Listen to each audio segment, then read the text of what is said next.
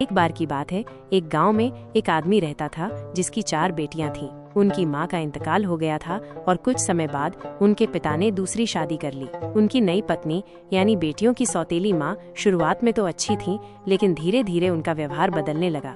सौतेली मां अपनी 4 सौतेली बेटियों से कोई खास लगाव नहीं रखती थीं। वो अक्सर उन पर छोटे छोटे कामों के लिए गुस्सा करती और उन्हें परेशान करती।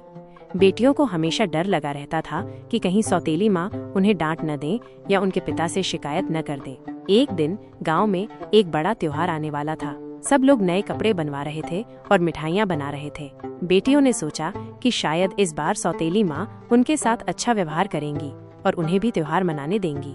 लेकिन सौतेली माँ ने उन्हें त्योहार के दिन घर का सारा काम सौंप दिया। उन्होंने कहा, तुम सब काम पूरा करो, तभी तुम्हें त्योहार मनाने को मिलेगा। बेचारी बेटियां दिन भर काम करती रहीं और जब तक उनका काम खत्म हुआ तब तक त्योहार का ज्यादातर हिस्सा निकल चुका था। बेटियों को बहुत दुख हुआ। वे चुपचाप अपने कमरे में बैठकर रोने लगी। सबसे बड़ी बेटी ने कहा, हमारी जिंदगी तो ऐसी ही रहेगी। हमारी सौतेली माँ कभी हमें प्यार नहीं करेंगी। अगले दिन गाँव में एक बहुत नेक और बूढ़ी महिला आई।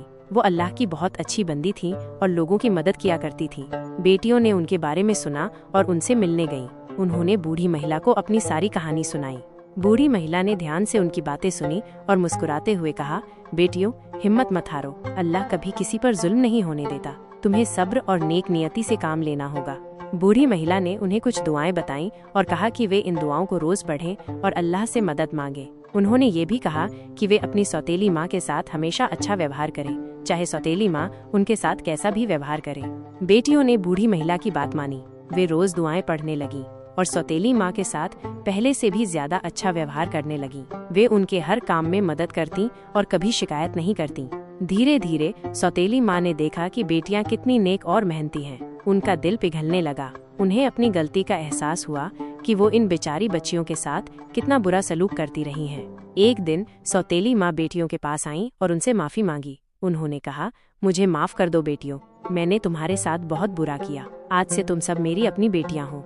बेटियां बहुत खुश हुईं। उन्होंने सौतेली माँ को गले लगा लिया। उस दिन से वे सब खुशी खुशी रहने लगे। सौतेली माँ ने उन्हें अपनी सगी बेटियों से भी ज्यादा प्यार दिया।